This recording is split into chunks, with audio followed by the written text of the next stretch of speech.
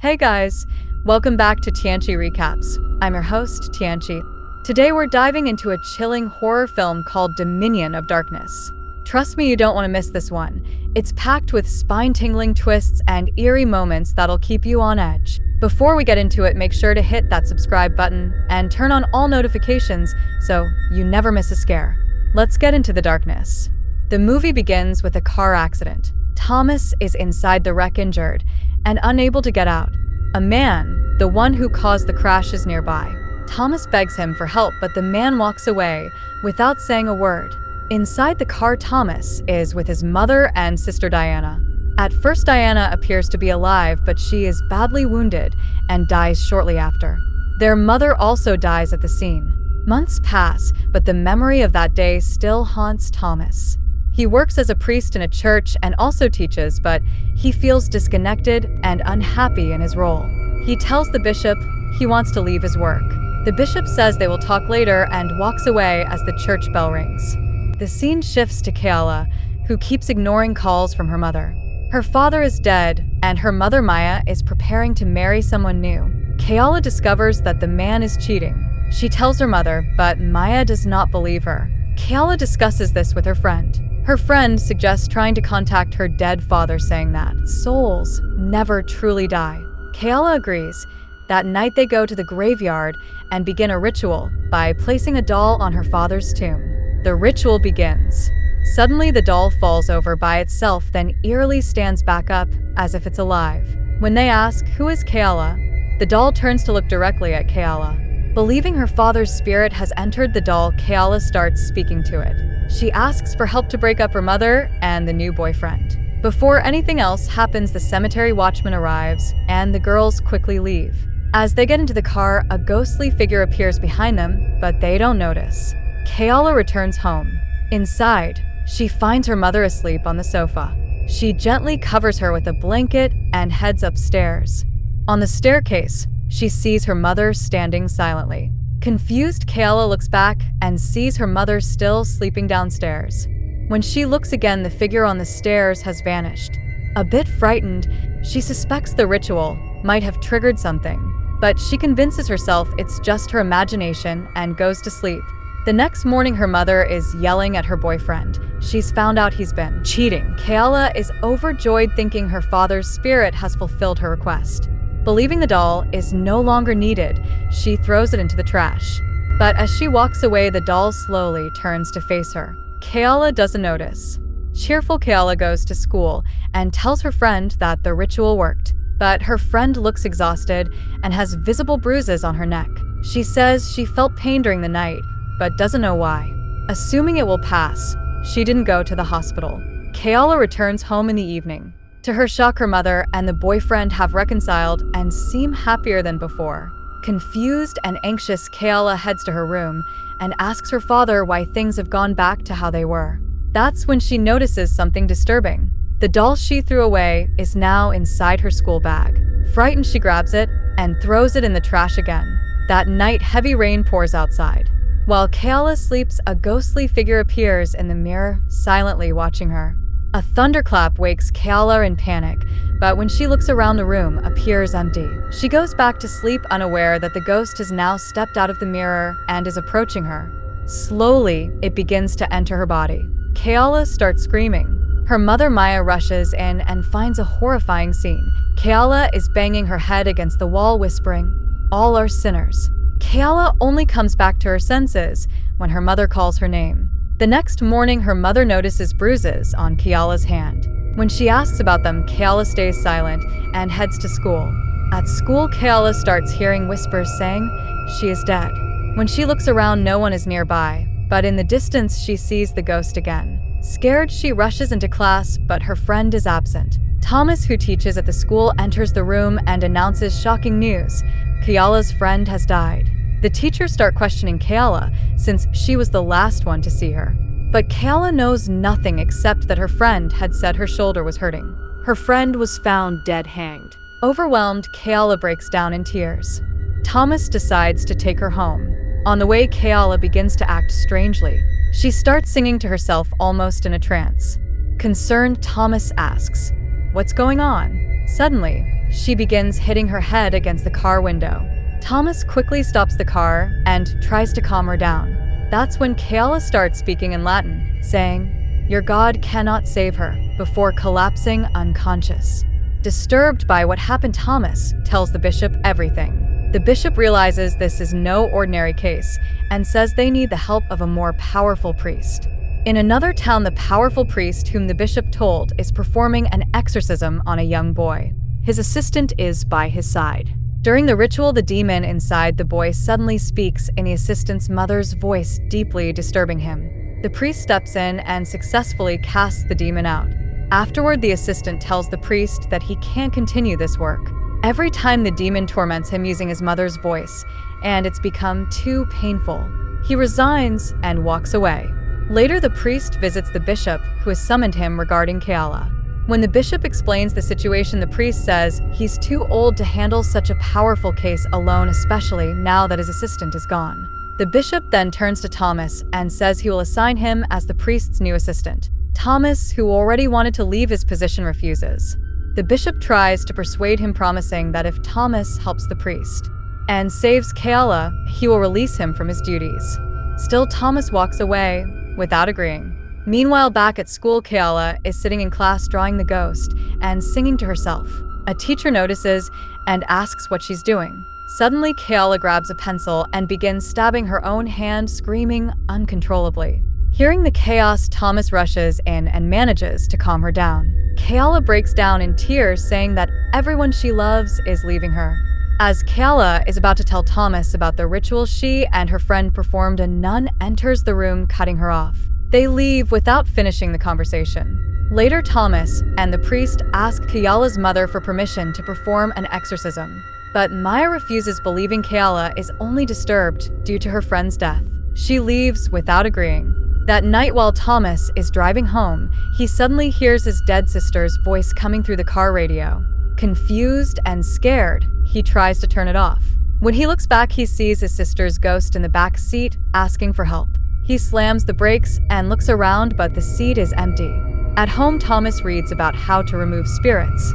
While going through some case files, he watches the video of Keala stabbing her hand. In the footage, she is talking to someone, pleading with them to leave her alone. Seeing this, Thomas finally decides to help and goes to the priest. The priest shows Thomas all the tools used in an exorcism and explains each one. He also tells Thomas that if he truly wants to help, he must study and understand all types of demons. Meanwhile, Keala's mother sits down with her and gently asks what's been going on. She promises to be there for her no matter what. Slowly, Keala opens up and confesses that she and her friend performed a ritual, and ever since then, everything started going wrong, including her friend's death. As Maya hugs her, trying to comfort her, Keala suddenly changes. Her voice deepens and her expression becomes terrifying. She violently attacks her mother. But in the next moment, it's just Keala again, normal and confused. Now realizing the seriousness of the situation, Maya immediately calls Thomas. Next morning, Thomas, the priest, and a nun arrive at the house. Maya tells them everything Keala admitted about the ritual. They decide to begin the exorcism right away. The priest starts praying over Keala, but at first, nothing happens. Keala calmly says she's fine and that there's nothing inside her. The priest doesn't believe it. He places a cross on her forehead and sprinkles holy water. Only then does the demon reveal itself. Keala's face twists in rage, and the ghost inside her lashes out. The crosses on the walls flip upside down. The prayers grow stronger, but they seem to have no effect. Keala becomes violent, attacking and nearly killing the priest. Hearing the commotion, Maya rushes into the room, seeing the struggle, and grabs a bottle of holy water and throws it to Thomas. He quickly uses it and it weakens the demon. With the spirit momentarily subdued, they all hold Keala down as the priest raises the cross and continues the exorcism prayers. With the exorcism complete, the ghost finally leaves Keala's body. Everyone breathes a sigh of relief, and the priest and Thomas return home. Later, as Maya cleans the house, she comes across Keala's notebook. Inside, she finds disturbing drawings of the ghost and a written note. Keala had wished to get rid of her mother's boyfriend. Maya also finds the doll they used in the ritual. Shocked, she sends pictures of the drawings and the doll to her boyfriend. Elsewhere, Thomas is still haunted by memories of his lost family. Grief weighs heavily on him, and he struggles to find peace.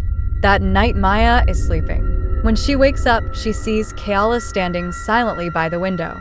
She asks what's wrong. Keala turns slowly with an eerie look and softly says nothing before hugging her mother and lying beside her. The next morning, Keala comes downstairs and finds Maya's boyfriend standing there. He suddenly becomes aggressive, accusing her of trying to kill him with a ritual. He lunges at her in anger. Hearing the commotion, Maya rushes downstairs. She defends Keala, telling him she's just a child. But he refuses to listen and tries to attack again. Maya pulls out a shotgun and uses it to stop him. Hurt and angry, the boyfriend storms out. In the following days, he keeps calling Maya nonstop, but Maya ignores every call. One day, Maya is filled with sadness and sits alone in prayer. While she is praying, the priest comes to visit. As they talk, Maya mentions the doll she recently found again in the house. Hearing this, the priest becomes serious and leaves immediately. On the way, he calls Thomas to share something important. While driving down the road, the priest suddenly sees Keala standing alone. He stops the car, gets out, and approaches her, asking why she is there. Keala suddenly faints. The priest carries her to the car, intending to take her home. But as he opens the car door, Keala suddenly wakes up and violently attacks him, leaving him badly injured. After the attack, Keala walks home. She goes straight to the sink and washes the blood off her hands. Maya sees her and asks what happened, that there is nothing on her hands. She then says that everyone is going to die and walks away. As she turns, she gives a strange smile. Suddenly, the ghostly nun that Keala has been seeing appears behind Maya and takes her. The scene then cuts to the hospital, where the priest lies in a serious condition. Thomas comes to visit him. The priest, struggling to speak, reveals the terrible truth. When Keala performed the ritual, it was not her father's spirit that came. Instead, she summoned Zababel, one of Lucifer's disciples, and among the strongest demons in existence. The priest explains that destroying Zababel is nearly impossible. Realizing that if they don't act soon, both Keala and Maya will die, Thomas and the bishop agree that the demon must be destroyed. They begin preparing for the final exorcism. At the same time, the ghost captures Maya.